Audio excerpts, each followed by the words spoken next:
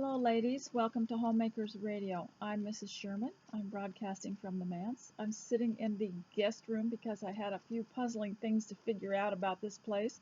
And also, I am in captivity. So I want to welcome all you people in captivity, all you captives, and try to help you to have something to listen to while you go around about your housework. And so today I'd like to share with you my teacup that kind of goes with my dress. It's from Brew to a Tea. It was sent to me by someone. I just love it. And I'll put a picture of that on there for you. And if you recall, I was sitting in this room in my last video, and I decided to move over to the other side because my grandchildren had been here, and whoever slept in this bed, I noticed that all the covers were off onto this right side and could not figure it out. And so every night I would notice they were here for several days, that all the covers were way over on the other side. And I thought, well, she must be just pulling them off or something like that. And I decided that I would spend the night here and see what happened. And sure enough, all these covers end up over on the other side, all the pillows, everything. And I even slept on the other side to see what would happen, and it all slid over to this side. So I began to investigate, and I turned the mattress around. Nope, no difference. And finally discovered that the floor is not even in this old place. My goodness. So I don't know what I'm going to do. Maybe elevate the mattress a little bit higher on one side might prevent that. So I just thought I would try to solve that mystery. And that's the one thing that's beautiful about living in your own home and getting to know all the corners and crannies and getting to know what works and what doesn't work and what makes it easier for the family to function. Now we always begin with getting dressed and getting your appearance ready. Now if you're living alone, this poses a special problem, and I wish more widows would do some videos and write about this, what it's like and why it is difficult, to be motivated to get up and to get dressed. Especially, I think the isolation is part of the problem, because if you're not going to see anyone, but part of the other problem is that the last few decades have been spent wearing clothes that are so casual that your pajamas don't feel any different than your day wear. And so if you could somehow make your day wear different and a little bit more structured so that you feel normal in them.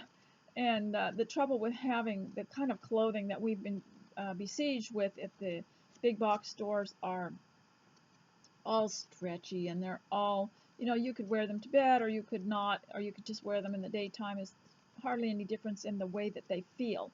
And so it's hard to feel like getting up and getting dressed. So change your clothes in some way might be helpful. I've been digging into my older clothes that just, we used to wear them when we went out somewhere. We're not going out as much.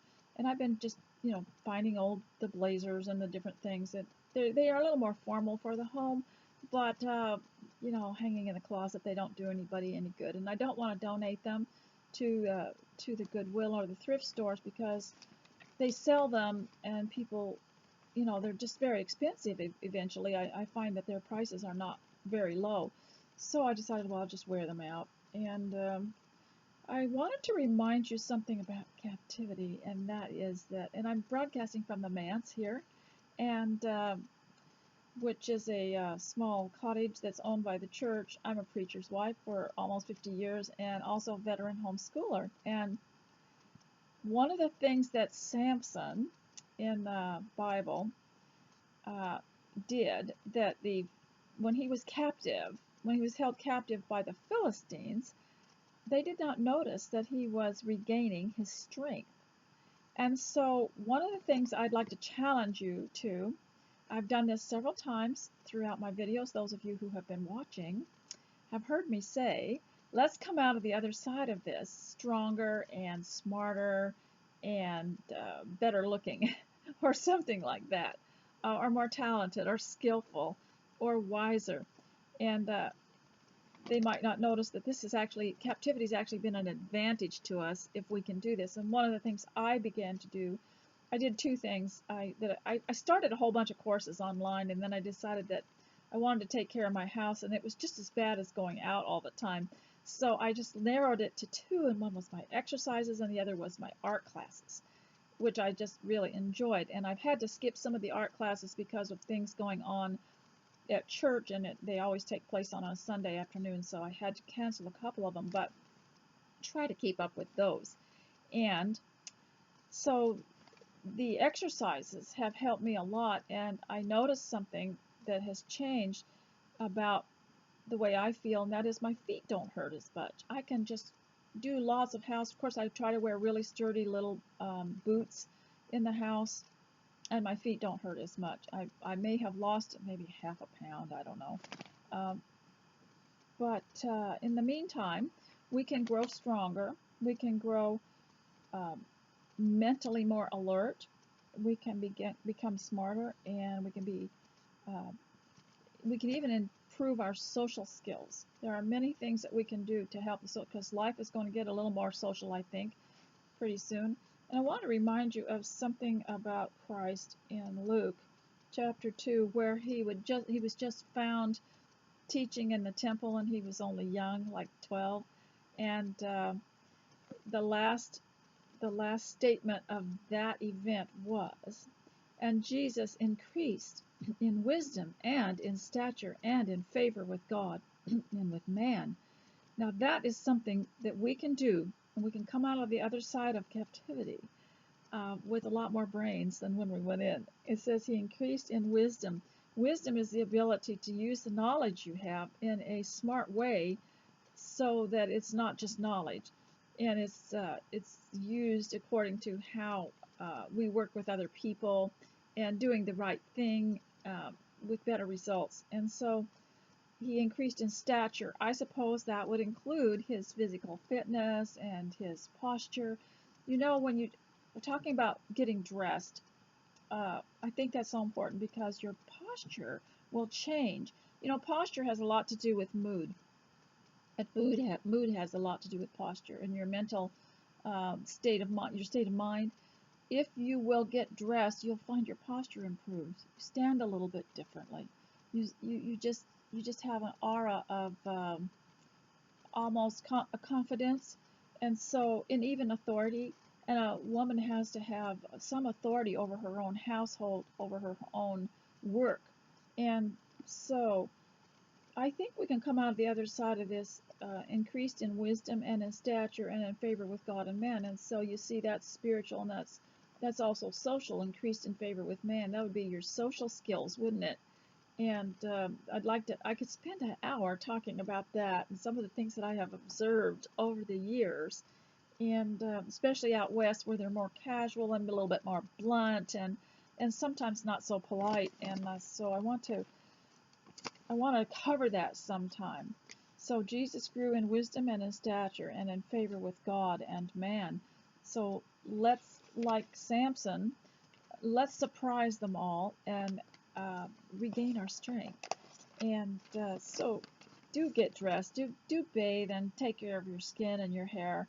And I have friends who would like to show ladies how to, they work for maybe cosmetic company, and they would like to come and show, for me to get together some friends and show them how to take care of their skin and teach them about products that are available, or how you can substitute them with natural products. And unfortunately, we're in an era where either women care too much about their appearance or don't care at all. And unfortunately, I am in a place where women generally don't care about their skin, they don't care about their hair, they don't care what they look like. And maybe you are too. So we have to think of different ways to appeal to this. And the way that you can control it the best, is by doing to yourself what you want others to do. So if you take care of yourself, there's a message there, there's an example there. Now, I do think that we could move on now to the homemaking part pretty soon here. Let's see. I've got a messy bunch of notes here.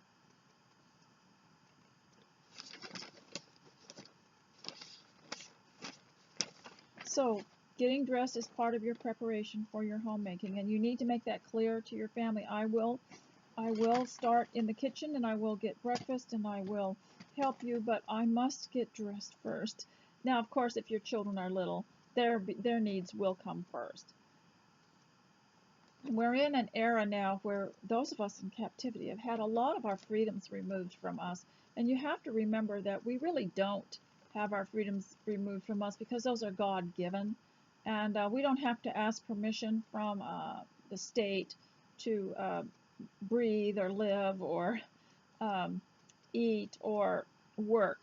But a lot of people think we do, but the state is our servant, and God gave us our rights. So they can't remove our rights. But one thing they can't, and they can remove our communication. That is a serious problem there. Removing our transportation and removing our communication is a serious problem. And but one thing they cannot remove is our prayers. And so make sure that you pray as you go. As you go about your homemaking today, make sure that you pray that God would give you success in it, and also keep you from the apathy and keep you from not caring. And if you're having a trouble getting motivated to get dressed, to put perfume on, to look beautiful for your home, ask God to remove that I don't care feeling from you. You might see a big difference once you start doing that. And give yourself over to God's control in that respect, and ask Him to give you a sound mind. Now, I have a lot of work to do today. I wasn't feeling well yesterday, so I went to bed. And of course, while I went to bed, everybody was doing things in the house, and I noticed some things out of place, so I want to go put it all away, and I want to make sure I get everything cleaned up because I do have someone coming over this afternoon, and so I have a lot to do. After I leave you, I'm going to go and try to tidy up the kitchen a little better, go put some books and magazines away in another room, and sweep. And it's amazing when I'm walking around in circles thinking, how am I going to start today? And if you live alone, I know that that might be a problem because you don't have the motivation. And we've all probably grown up in an atmosphere of maybe schools or going to work where your life is mapped out for you, where people are telling you what your schedule is, where people are telling you what to do. But now that you're home, you've got to be the master of your own success. You've got to be your own boss, and your dependence on God is very, very important to help you to use your mind to its ultimate potential. We're probably living far below what we could do with our minds. And I've talked to you before, maybe in my previous video, about guarding your mind, because the mind is what's going to control your activity, what's going to control your mouth. It's going to control everything. And one of the things that the exercises have done for me is my instant recall is a lot better. I'm able to talk.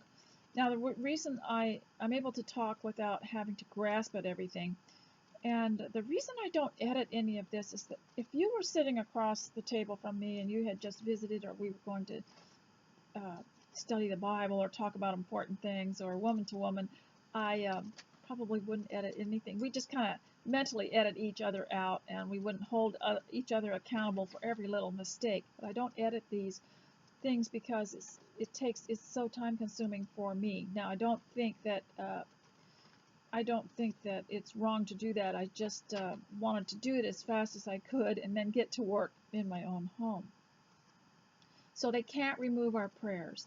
Those are faster than Zoom. Those are faster than email. Those prayers God records, and He knows and He remembers our prayers.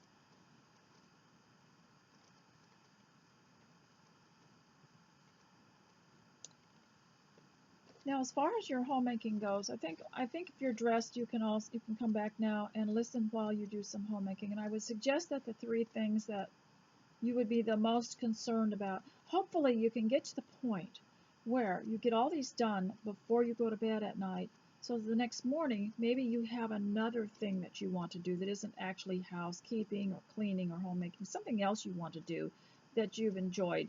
But I would suggest that the 3 things would be the things that require sanitation so that you can live in a healthy atmosphere in your home. And that would be your kitchen, keeping it clean, and your laundry and your bathrooms. You keep those clean, you've really got a head start on the house, and of course the sweeping. And I'm going to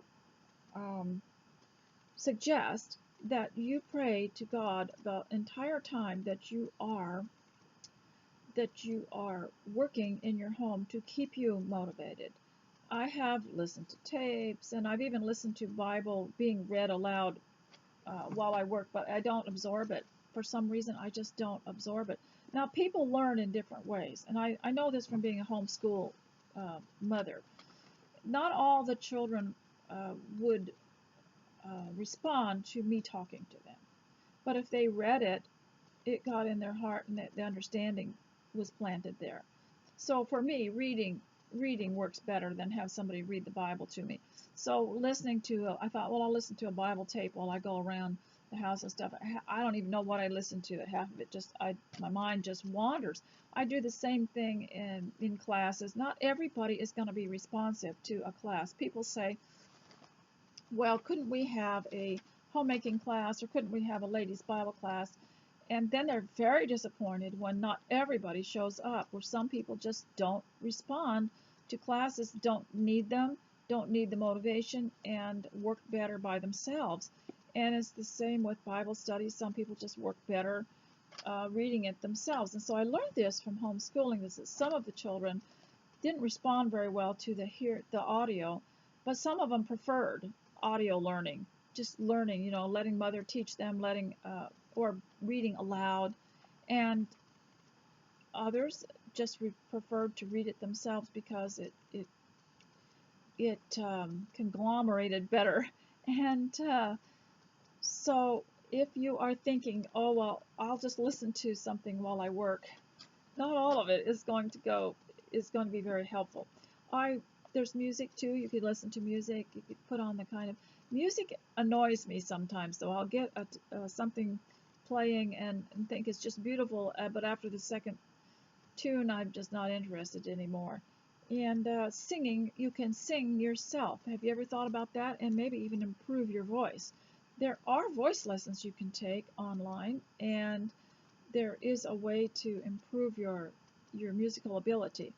There is so much you can do to improve the self that God gave you, to improve your skills, your voice, your speaking skills, which I would really like to have the time to take, and your knowledge. And I suggested in one of my videos, please go back and listen to some of them on continuous play, and that is, if you don't know the Bible, at least start reading it so you'll know what's in it. You don't have to understand every single little thing. You don't have to start wrestling with why the earth was opened up and a bunch of people fell in. You don't really need to wrestle with that. You just need to know the events. There was a reason that it was all put in there, and it sometimes comes to your knowledge towards the end. You see it, and the Bible wasn't written for you to wrestle with tiny little points and try to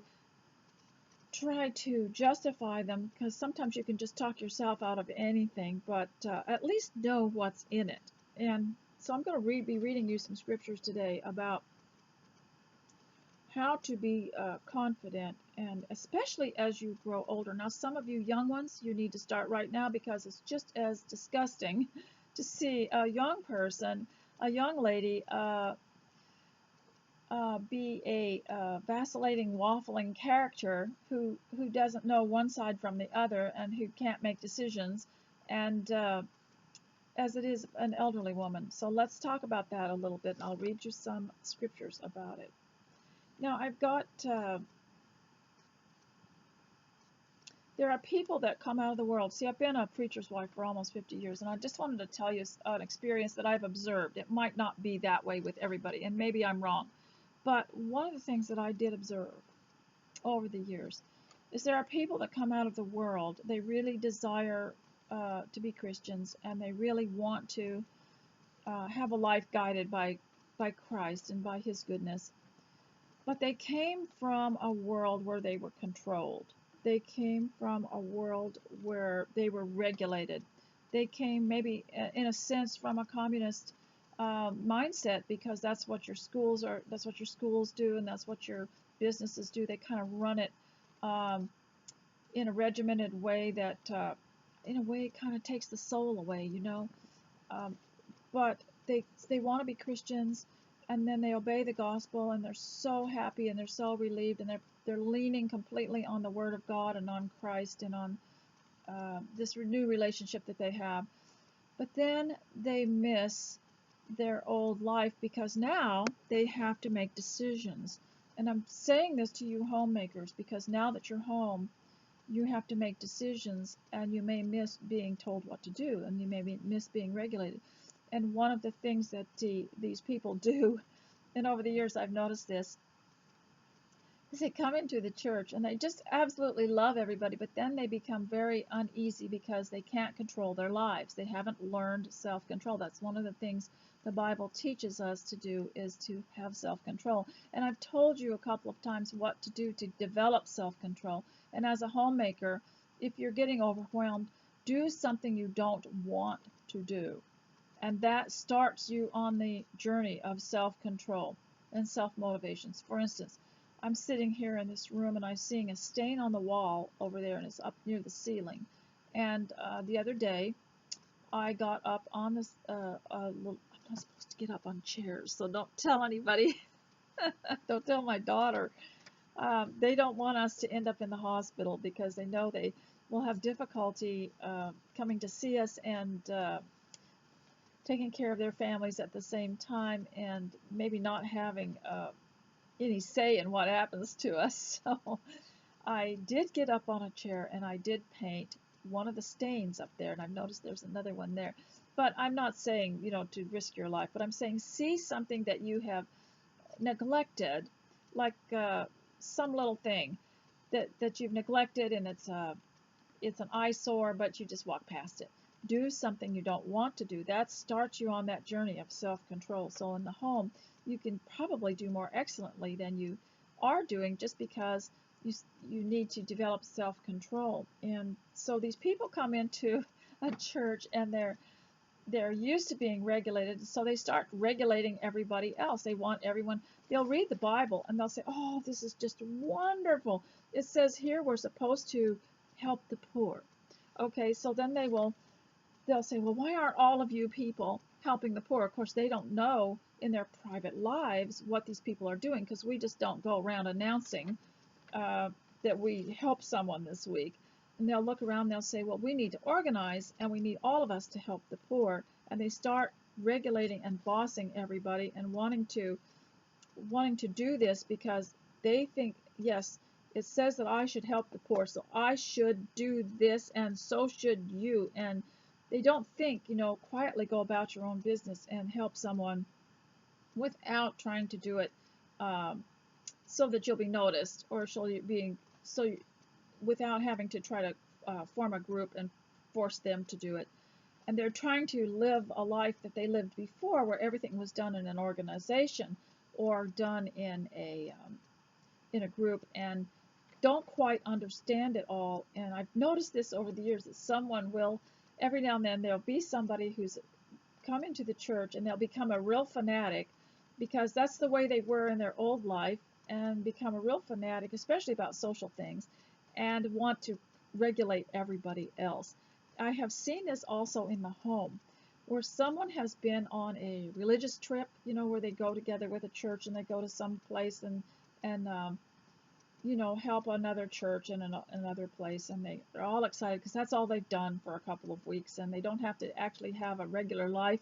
They don't have to mow the lawn, they don't have to pay any bills, and they don't have to have the responsibilities that they had at home. So they come home, and whether it's one of the young people, or whether it's the husband or the wife or whoever, they come home and they're dissatisfied because they have been on a great experience and life now seems dull. And so I've seen this happen, and I think the best thing to do is to keep a stable mind and understand that these small things like homemaking are just as important as a ministry. They are a ministry. I hope that I touched on something that you have thought yourself. It's very easy to become self-righteous, especially if you're new. And these new Christians, they come in and they're very self-righteous because they feel so good and so pure. And then they start looking at the other members of the church and say, well, they're not, they're not doing this or they're not doing that. And so we have to make sure you keep your eyes on Christ and on His Word and on what you are doing and develop your own self-control. And this begins in the home. And one of the things I did is I quit chastising my children all the time for not making their bed because I discovered I was not making my bed every day either. So I decided I am not going to say anything to my children until I start doing the thing that I am aggravating them about. So take care of your own self. Don't tell your children not to eat so much if you're eating so much. Don't tell your children to dress less sloppily if you're not dressing beautifully. Don't tell your children to stop interrupting if you're interrupting all the time, and try to take care of your own self first. I'm going to read a few scriptures here about confidence, and I'm going to deal with young ladies and older women about how, just everybody, about how discouraging that is to listen to people, listen to women, especially women of the home, who say things like I'll just say, read you some quotes. I don't want to take sides. Let's say something's going on, some kind of little decision that has to be made, or somebody's turned something into a quarrel or a controversy, or some religious discussion, or some little problem in the home or at church somewhere.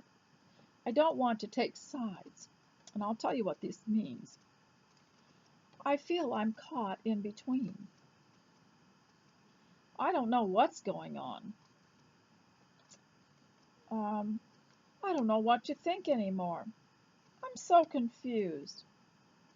Okay, all of these sayings indicate somebody who is not stable, who is double-minded, and who's actually gone over to the other side, gone over to the wrong side.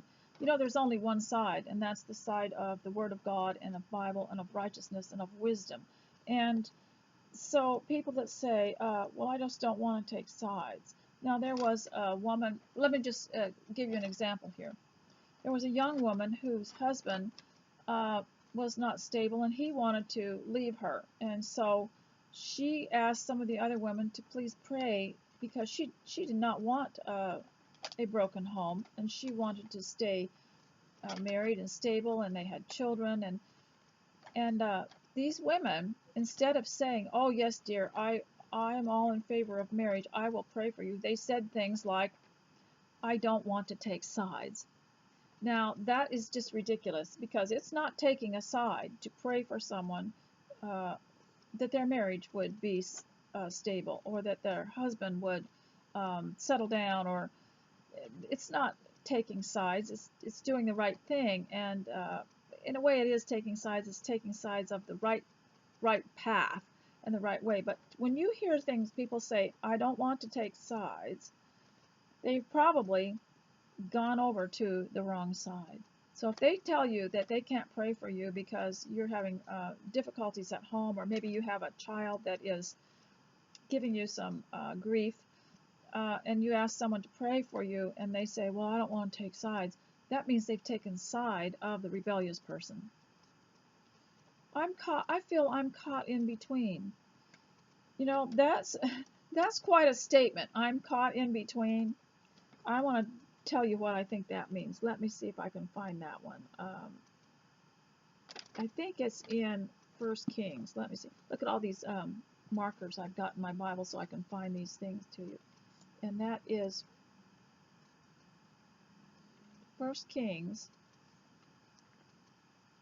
18, verse 21. Chapter 18, verse 21. This is when Elijah was challenging the prophets of Baal. But this is just one of the verses. They went through this whole rigmarole where he was saying, Baal is false, don't follow him. And people were just kind of waffling. Now this is to address this statement. I feel I'm caught in between. Okay, so Ahab sent to all the people of Israel and gathered the prophets together at Mount Carmel. And Elijah came near to all the people and said, "How long will you halt between two opinions?" Now I looked that up in the Hebrew, and it also means, how long will you go limping between two opinions? That's weakness. You can't halt between two opinions. You can't say, I feel like I'm caught in between.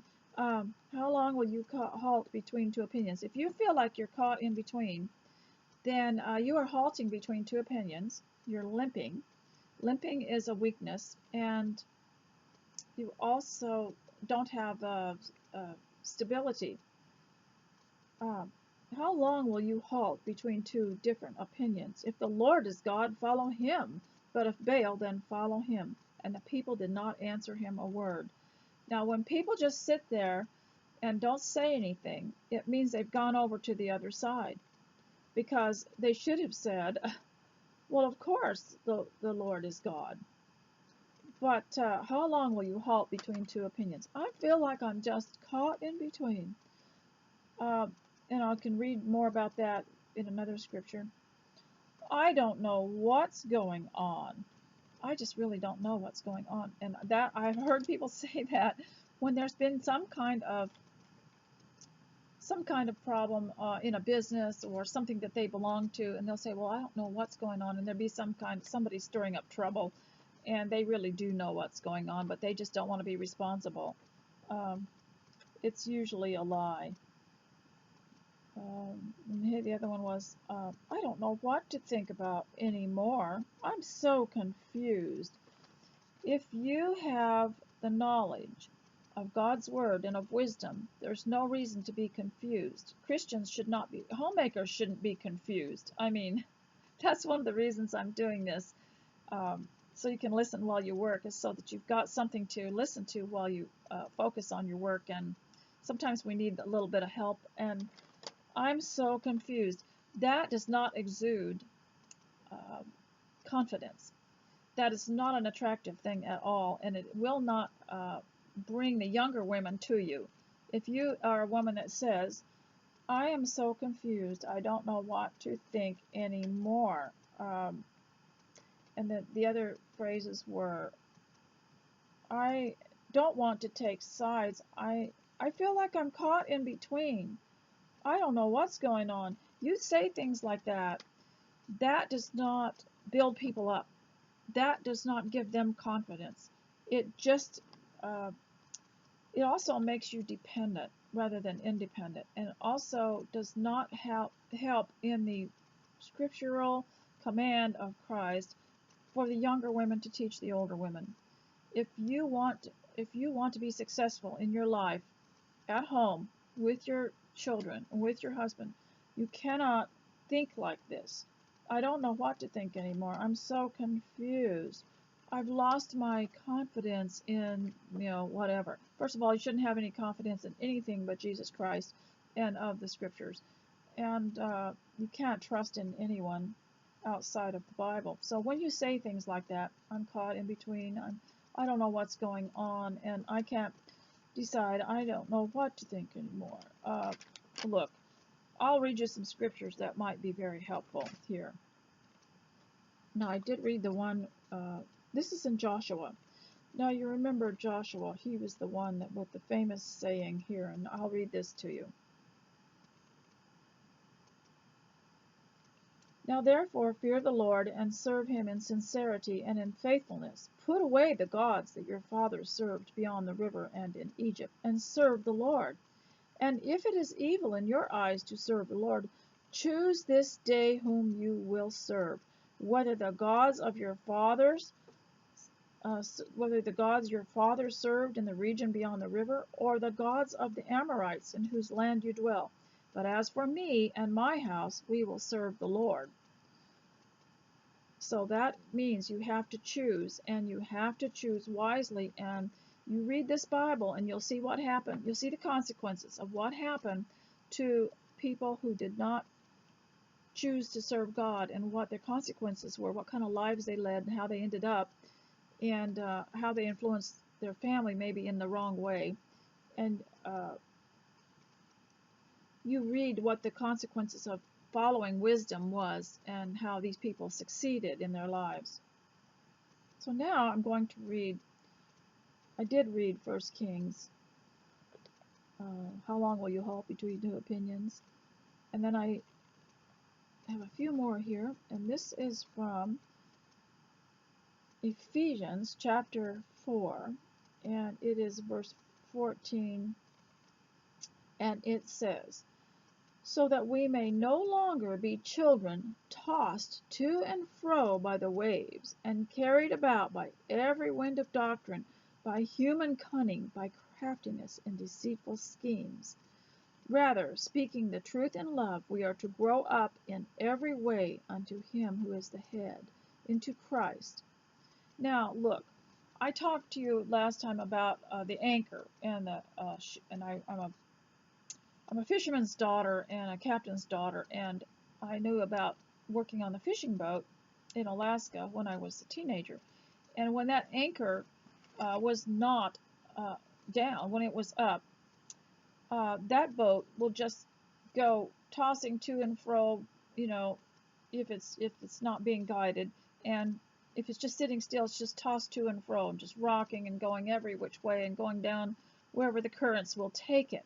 But once that anchor is down there and it grabs a hold of the sea floor, that boat's not going anywhere, and it will still rock a little bit, and there will be waves splashing up around it, but it's not going to go meandering down all over the place. And this is the way your mind is. If you don't have an anchor, if you don't know the difference between good and evil and right and wrong, and if you don't have a standard to live by, then you are going to be tossed to and fro by every wind of doctrine, and you are going to say things like, well, I don't know, you know, well, we'll just wait and see what happens, and I don't know what's going on.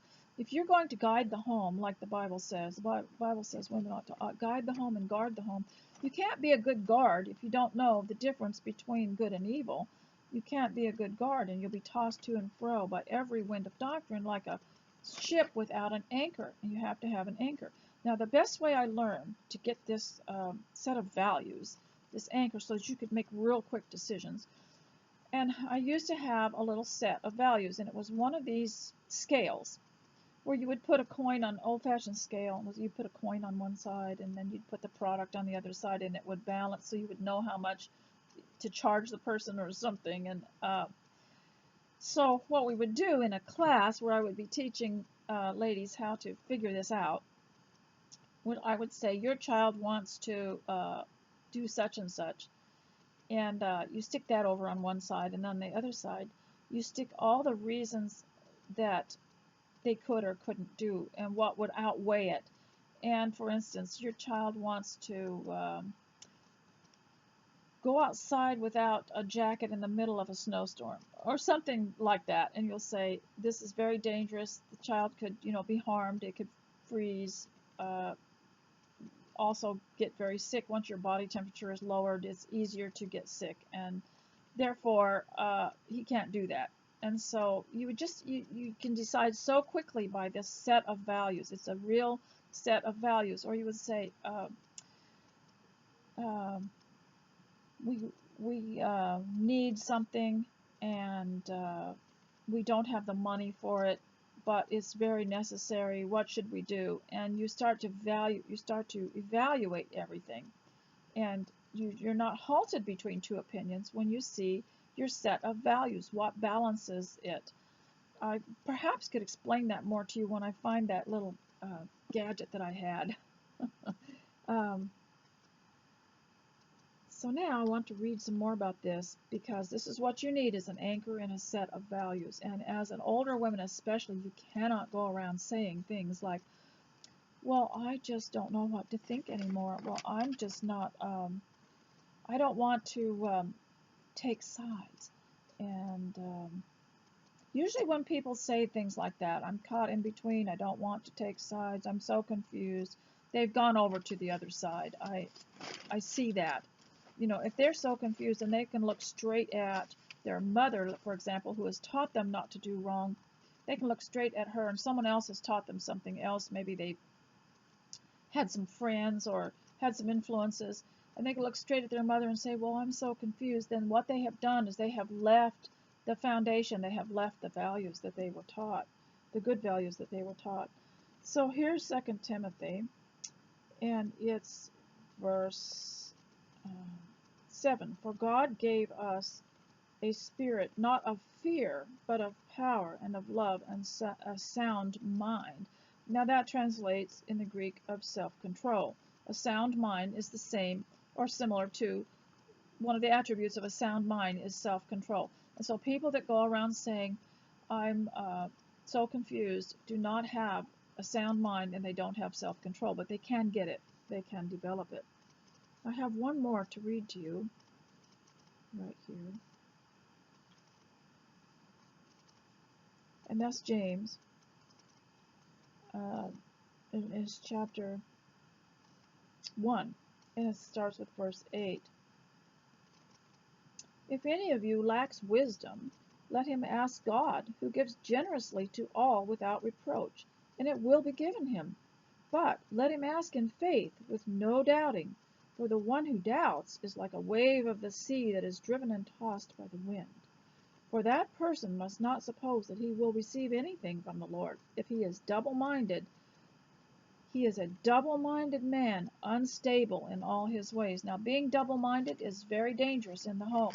You cannot be double-minded about things in the home, about your cleanliness and about the safety of your family and about the wisdom of your finances. You can't be double-minded, and you can't put your emotions in the wrong place. There are a couple of other things that I want to talk to you about that you can do for the home, and that is to keep a notebook, and you can do a lot with a notebook because you can keep a track of things and you can put beautiful things in it and you can say what has been accomplished and what has been done.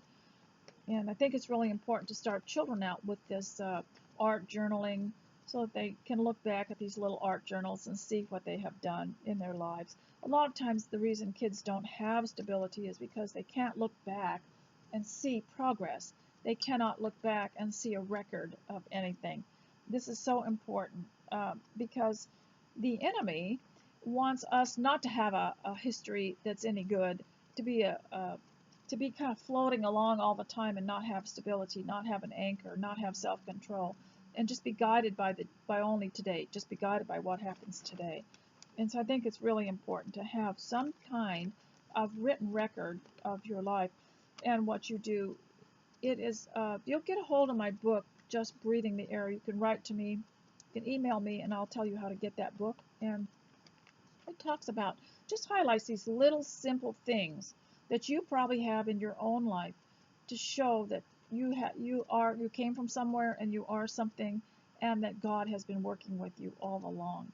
And we are living in an era where the powers that be don't want us to know anything can be good.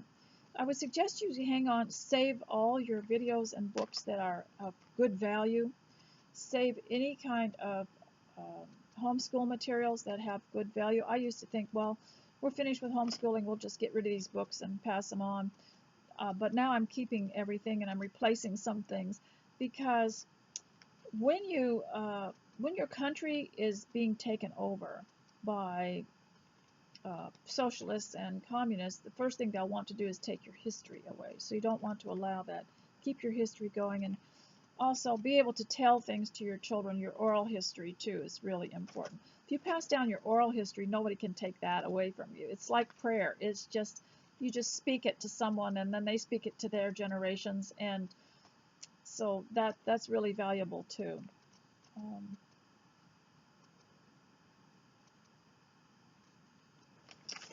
Trying to see if I missed anything here. I wanted to go into something in the home that you might not have thought of. We're all trying to cut down on our expenses, and and the amount of time that we spend ordering and going to the grocery store. So I've got a napkin here I wanted to show you. And our paper products, you know, we use them rather quickly, and I have discovered something that probably everybody else knows, but I didn't know, is that you don't really have to use these so much if you eat properly. Now I can understand, you know, if you have a baby in the house or a toddler and the way they eat is different. But if you start eating bite-sized things, I learned this from the tea. We had a tea the other day, a captivity, for all the captives that I knew came over and had tea. And I had placed everything on a plate in small bite size, like the Tea Time magazine often shows. And I noticed that they had all left I had fancy napkins, of course. They'd all left their napkins there, and none of the napkins had been used. But when you have a bite-sized piece of something and you put it in your mouth, it's not going to get all over you. It's not like eating, you know, a big sandwich or a hamburger or spaghetti. So I'd say if you cut your food up into bite-sized pieces when you're eating a dinner on a dinner plate, and if you cut it into bite-sized pieces, you shouldn't be getting food all over your face. I believe that God made our eating skills, that our face, our mouth, and our teeth and everything to be able to handle this without getting it all over us. I just don't think that God would create eating with the idea that you're just going to just slobber all over yourself and then have to use all these napkins and things. That's really crude. So to be more refined, try cutting up your food and teaching your children to take small bites. And I'll bet you won't be using any of these. And I have tried it and found out I've got the same napkin sitting at my plate for several days because I'm learning to eat more neatly, and I believe that that might help. So we have the napkins and paper towels. I've always been so extravagant with paper towels. I like to clean everything with them in the kitchen because I can just throw them out afterwards. And now I am learning not to spill the stuff in the first place. So that's a skill. That is a real challenge too, because we, you know, kind of get a little messy when we're cooking. Think, oh well, I'll just wipe that up.